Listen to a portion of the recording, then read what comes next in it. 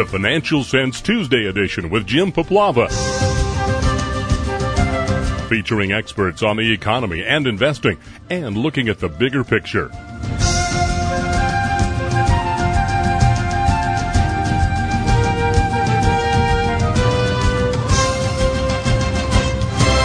Hey, John.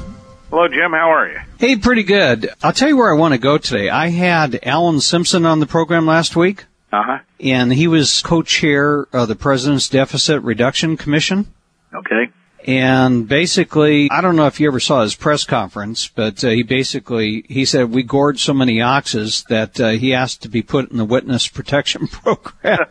But he basically said there is no way we're going to get this thing under control unless we go after entitlements. But yet in New York, a Republican just lost because they went after the Republican with Metascare. Yep. And John, you know these numbers better than I do. I'm putting together a presentation. I just looked at the numbers. You've got 80%. It's like there's no way out for these guys. Unfortunately, that's the case. Yeah. I mean, Simpson's absolutely correct. There's no way of bringing the deficit under control and restoring fiscal balance in the United States without massive cuts to both Social Security and Medicare. And I think it's possible for that to happen, and that's one reason that I, fortunately, am looking at a hyperinflation. See, I don't see any practical way out of it. Yeah, because there's three ways that is typically used to get yourself out of a financial pickle. One, you can grow your way out. I think it's obvious at this point we're not going to be able to do that. The numbers are so big. Right. Number two, you can default on it, and countries have, like Russia, Argentina. Or three, you do something, you just print your way out of it, and the numbers are so big. The thing that I don't understand, John, do you think these guys just think that they can just keep kicking the can down the road? Do they not understand the implications of what they're doing? Well, I think they fully understand the implications of what they're doing. They're just trying to kick it far enough down the road that maybe something will come along to save them, or they're not going to be around to take the blame for it. They don't want it to happen now.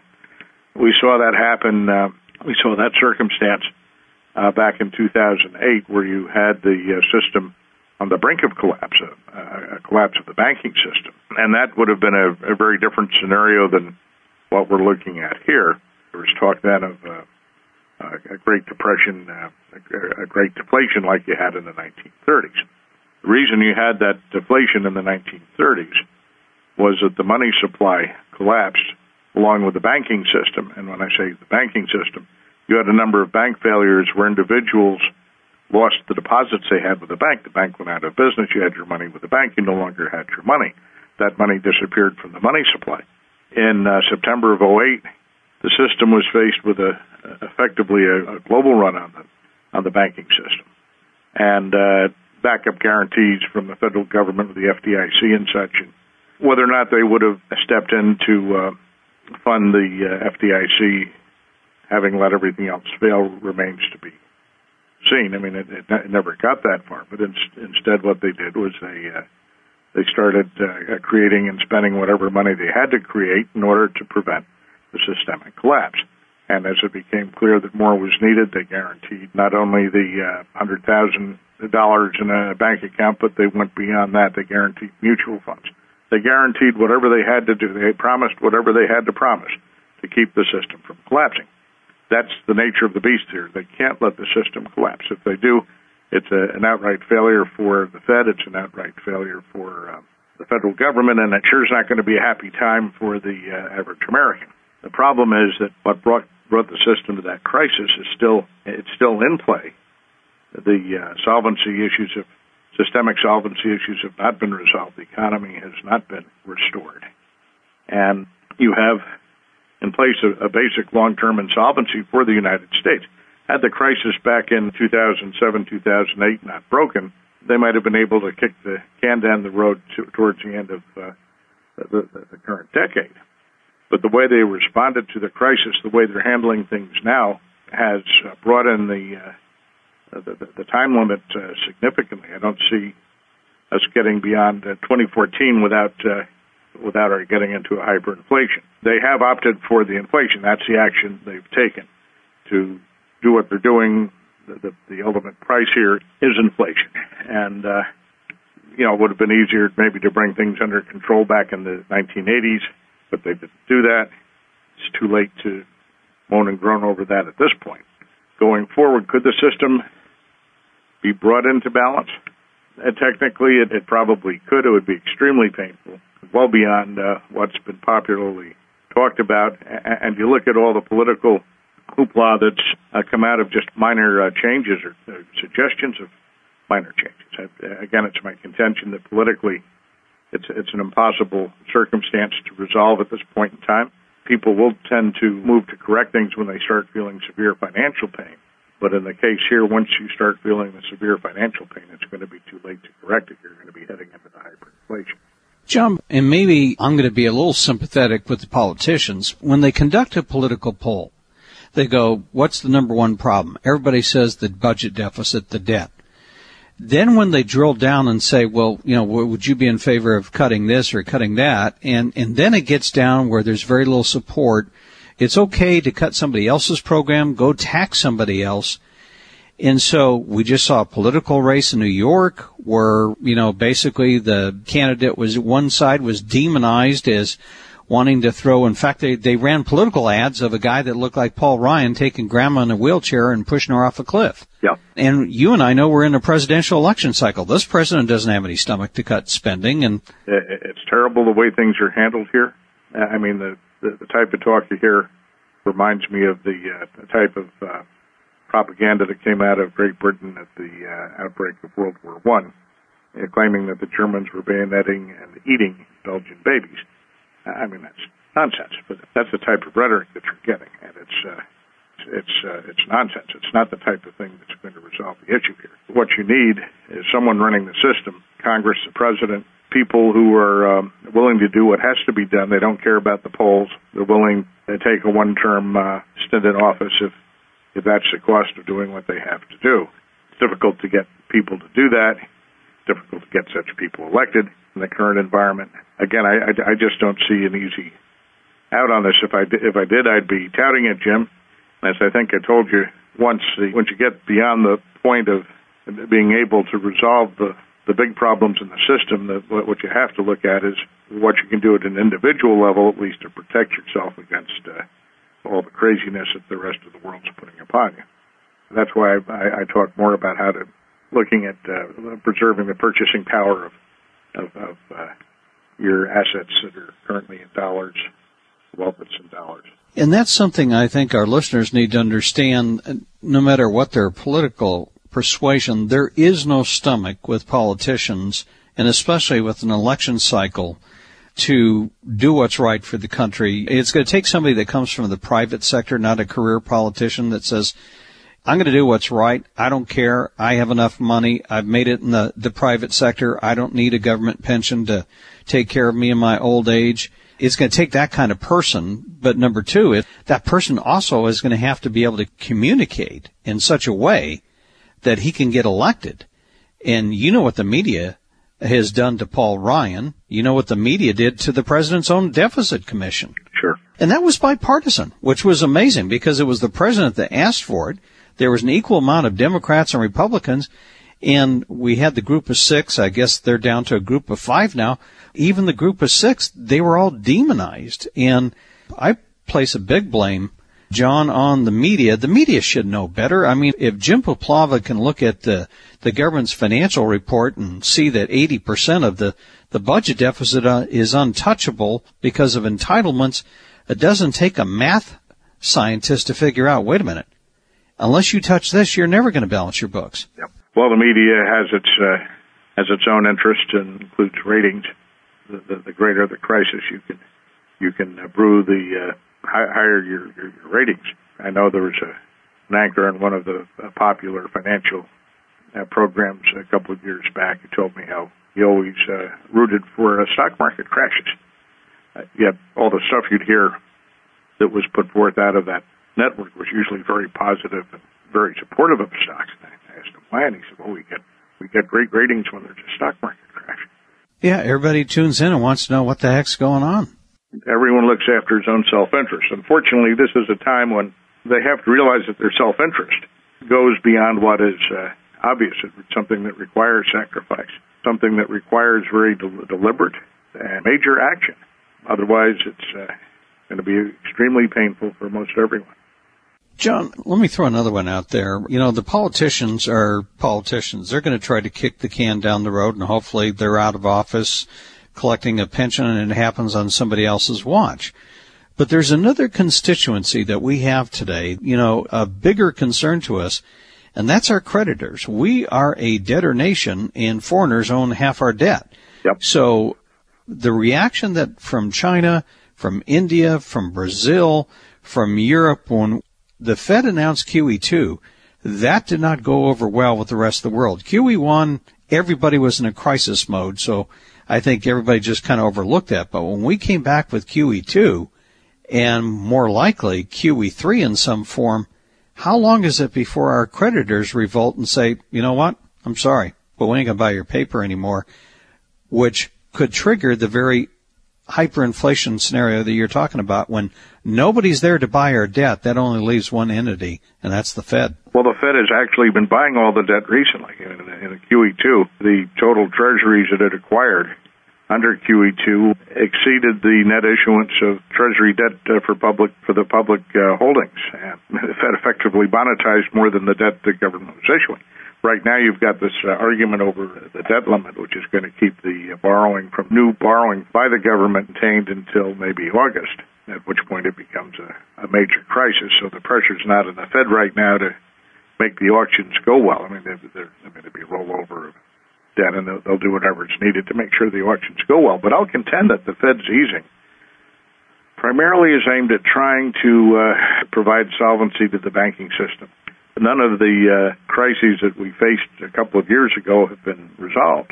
It's not over. We're still in crisis. And in terms of answering your question, it's just a matter of time before the foreign holder pull back from buying the dollar, and indeed the Fed becomes a lender of last resort to the federal government.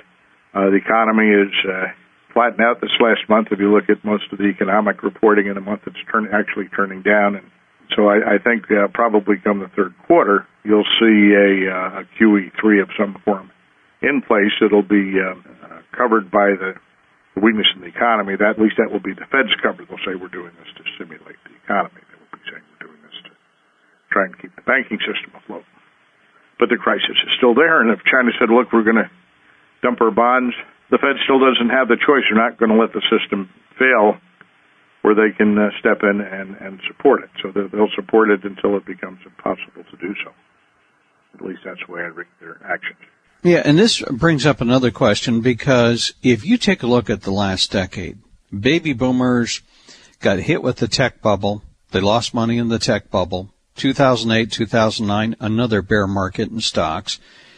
And to add insult to injury, this time their most valuable asset, their home, drops in value. Now, baby boomers, I read a figure, John, the other day, that since 2009, the net new money that has gone into mutual funds has been $47 billion. So they're not putting their money in the stock market, they're putting their money in the bond market. And let's talk about the risk, because they're about ready to get hosed again, because you follow the inflation numbers the way we used to report them. Yep. And I don't think anybody listening to this program, John, is buying the fact when Bernanke goes on public television and says, oh, you know, the stuff that's happening with oil and food, that's just temporary. We're very pleased that, you know, the core rate of inflation is under our target of 2%. I don't know anybody that lives on core inflation. I don't either, even Mr. Bernanke. For obvious reasons, you can't live without food and energy. Right now, the CPI-U, which is the broadest inflation measures, I think it's around 3.2% year-over-year inflation. The narrower measure, the CPI-W, the wage earners inflation measure, is up at 3.6%. It's not going to be up quite as much this month because of a little pause in gasoline prices, but oil's headed a lot higher, the dollar's headed a lot lower. That inflation's going to continue to surge. We're going to be at 4-5% the next couple of months, but even where we are now, that would normally support a 6 or 7% long-term bond yield. right now, most of the treasuries are at a level where you can't earn enough money to stay ahead of inflation. And under those circumstances, people tend to go out and start buying the stuff that they're going to need that they can maybe hold for a little bit because it's going to go up more in inflation than they're going to be able to get in other investments. And when that happens, you start to see people not holding onto the dollars, increasing the velocity. The turnover of the money all tends to feed into a higher inflation. Becomes something of a self-fulfilling prophecy there. We're already in an inflationary environment, and it's going to get a lot worse. And something I need to point out here is you just mentioned the year-over-year CPU figures are 3.2%, and I think that figure is going higher. So if you were an investor buying a 10-year treasury at 3.05%, you are getting almost 15 basis points below the rate of inflation, and that's before you owe and pay your taxes. If you pay a third of that in taxes, you're getting a little over 2%. Right. With the inflation rate at 3.2. So it's like death by 1,000 small cuts because, I've heard the deflationists make all kinds of very articulate arguments for deflation, John, but if we want to count deflation in terms of how most people count it today, falling prices or rising prices, we had a brief bit of it in CPI in 1954 when Eisenhower was president, and correct me if I'm wrong, I think we had like 2 or 3 months of negative CPI in 2008, but that's been it. Well, that was as they reported it, and it was about as bad as it was back in the 50s. It was not a major deflation, and if you look at the way the CPI used to be measured, where it was intended as really the measure of the cost of living, of maintaining a constant standard of living, you never had deflation. It always stayed positive. That's in the 2008-9 period. We never had a real deflation. Most people indeed look at inflation as in terms of prices for consumer goods and services. That's the way I'm defining it. There are people who look at deflation in terms of whether the money supply is growing or shrinking. That's nice academically, but it doesn't have that much application in the day-to-day real world with people who have to figure out what they're going to earn or the type of investment return they're going to look for. You also have people who look at it from an asset inflation or deflation standpoint, where perhaps you're looking at the stock market. I mean, the stock market here could fall sharply, but that would not be at all inconsistent with an inflation in terms of prices for consumer goods and services. It's consumer goods and services that you need to look at in terms of where yields are going, and usually historically has been the basis for the level of interest rates. Again, long-term interest rates usually ride 3.5 percentage points above the rate of consumer inflation. John, one of the things that I think in a service that you provide that I think is very important, it used to be, if we were going back 25, 30 years ago, you could take the numbers the government gave you, GDP, inflation, the unemployment rate, you could take them almost as gospel. Over the years, we have modified GDP, we've modified the way we report inflation, we've modified the way we report unemployment.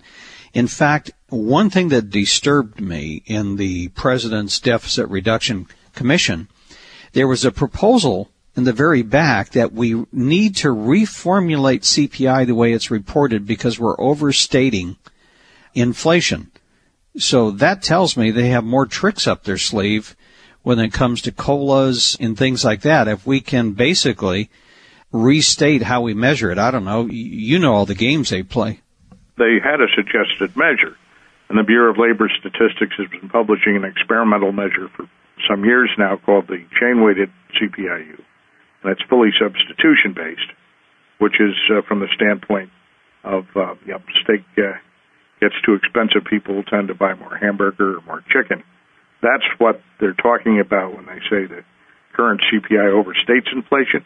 Well, they've changed the CPI enough so that they've been able to knock most of the fixed basket of goods effect out of there and made it somewhat parallel to a substitution-based index, at least in terms of the magnitude of change. If you look at what's being reported now with the CPI and the chain-weighted measure, there's another 0.5% or half a percent, 0.8 of a percentage point that could be knocked off on an annual basis by going to the chain-weighted CPI. That's what they want to do. The idea generally is very specifically, the Budget Commission was looking at it, was to reduce the cost of living adjustments that the government has to pay.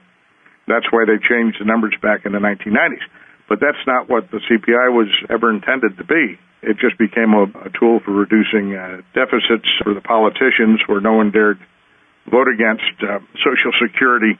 We started with this conversation, as opposed to giving people an honest measure of inflation. And if you look at it the way the CPI was measured in 1990, inflation today, instead of running a little over 3%, is approaching 7%. And if you look at it the way it was measured back in 1980, you're looking at something that's over 10%. This is something that I think it was in the book I read, Dying of Money, Genzo Parsons talked about, that unfortunately the public will vote for politicians that promise them a free lunch, when in reality the politicians are paying for that lunch through the hidden tax of inflation, so they're picking their pockets. Yep. Again, there's going to be severe financial pain, which the pocketbook issues do tend to be the primary drivers when people are suffering. That may be enough to change the system, but not until the 2012 election. And if you want to get good people in there, they're going to make a difference. That's something that's got to be worked on now, not trying to just replace the existing people or re-elect the existing people who are playing the political game, as opposed to looking at the long-term welfare of the and now what I would contend is even short-term welfare of the nation and the American people as a whole. You know, John, we were starting this conversation, I said, do you think these people really know? And sometimes what is one of the most frightening things to me is to watch when Bernanke goes on Capitol Hill before the Senate Finance Committee and the one in the Senate, and to listen to the type of questions. Now, granted, this is on camera, so there may be some theatrics there, but literally some dumb questions that, you know, I really get the feeling that there is a degree of greater monetary illiteracy today in terms of what's inflation, what causes it, what's behind it, than it was 30-something years ago. And the best example, John, you remember this, in the late 70s, we used to call them the M&Ms, when every Thursday or whenever the money supply figures came out, M2, M3, we used to watch them, and if they went up, you'd see the bond market tank, you would see trouble in the stock market, the price of gold would go up.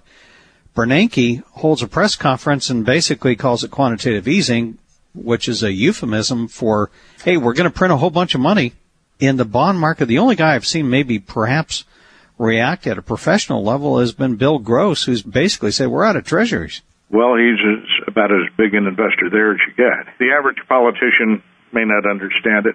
I mean, a lot of them are, they're just average people. The press certainly plays games. The Fed and Wall Street all play games in terms of what's happening, and there are a lot of special interests that get involved. It's just a system that, unfortunately, does not lend itself to self-righting at the moment. When times are good, the average guy doesn't care how corrupt the politicians are, as long as he's doing okay. When he starts to feel the economic pain, then he starts to pay a little more attention, and that's when you tend to get the political change. There's going to be political change here. I just don't know if it's going to be in time. In fact, I would contend that it's not going to be in time to prevent the hyperinflation.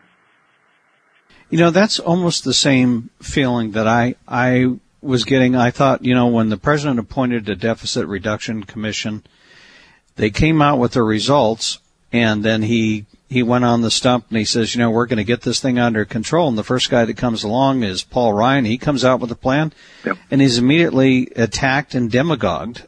And even the deficit commission, when I was talking to Senator Simpson last week, he was telling me everywhere they go, when they get in front of the American public and they talk to people and explain the situation without the press trying to spin it, the American public understands it. And I think Churchill once said, Americans will try all the wrong things first, and in the end they'll do what's right. But I'm afraid, from what I'm seeing here, we're going to do everything wrong before. I just can't help but believe, John, and maybe you feel this way, that we're going to wake up one day and we're going to have our Greek moment where they're not going to be able to kick the can. It's going to be forced upon us? I'm afraid that's going to happen. I mean, there are a lot of people who indeed either understand or can understand to listen to the circumstance, and most people, I think, that I've talked with are willing to sacrifice to have something work out. They're not necessarily the average individual, and they're sure not the average politician. The average politician, again, plays to what he thinks his audience is. Well, John, I'll tell you, keep up the good work. Tell our listeners, because you report GDP the way it used to be, you report unemployment the way it actually is versus the phony numbers we get once a month, and also you're tracking M3 and also the inflation rate in the way that we used to measure them. Well, you keep up your good work too, Jim.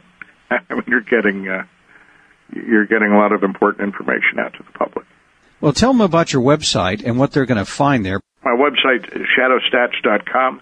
We have a lot of information available there to the public, including descriptions of the background of the key economic series and graphics in terms of the alternative measures. I have a hyperinflation report that's available to the public there. It's on the right-hand column of the homepage. Again, shadowstats.com. And if anyone is interested in subscribing, I always like to pick up new subscribers. There are details on the homepage for doing that as well. And John, also tell them about you have, which I think is very important, the very numbers that the big economic numbers we report each month, the unemployment rate, the GDP numbers. You have a primer on that. Tell our listeners about that, because I think it's very important when they get these numbers and they go, you know what? That doesn't sound like what I'm experiencing personally when I go to the store or the gas pump. I mean, I've been a consulting economist for 30 years, and over time, I have found increasingly that the common experience has moved away from what the government's reporting, or the government's reporting moves away from the common experience. And what's happened generally is that there have been methodological changes that have been made to the various series that tend to put upside biases into the economic reporting, downside biases into inflation. I gave you the inflation numbers earlier. Well, the unemployment rate, if you went around the country, asked everyone if he or she were unemployed and didn't use the more restrictive definitions that the government uses today and has used all along, they just have six levels of unemployment that they report, U3 being the headline number. Their broadest measure now measures something close to 17%. I had in what I'm estimating has been eliminated since 1994. These are the long-term discouraged workers, people who've been out of work for an extended period of time and haven't looked for a job in more than a year. But they'd take a job, they want a job to meet all the other qualifications of being unemployed. On that basis, unemployment's around 22% instead of 9% the government's reporting. And the GDP largely tied to the way the inflation numbers are given.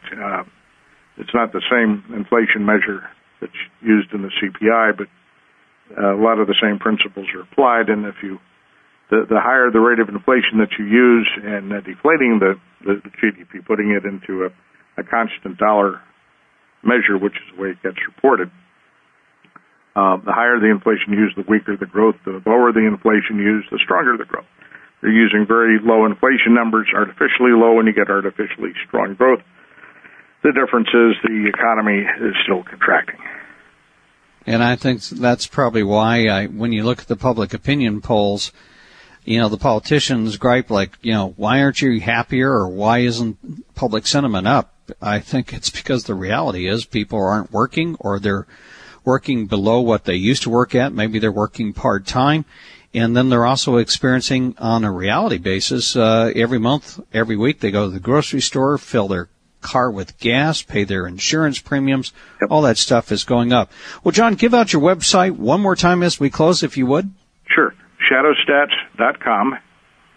And everyone a sense as to what's really happening with economic statistics, go with your own experience. I trust the average person's experience over the government's reporting anytime. I couldn't agree more. Well, John, listen, always keep up the great work, and thanks for coming on the program. Thanks for having me, Jim. You've been listening to the Financial Sense News Hour with Jim Poplava. The Financial Sense News Hour is for informational and educational purposes only and should not be considered as a solicitation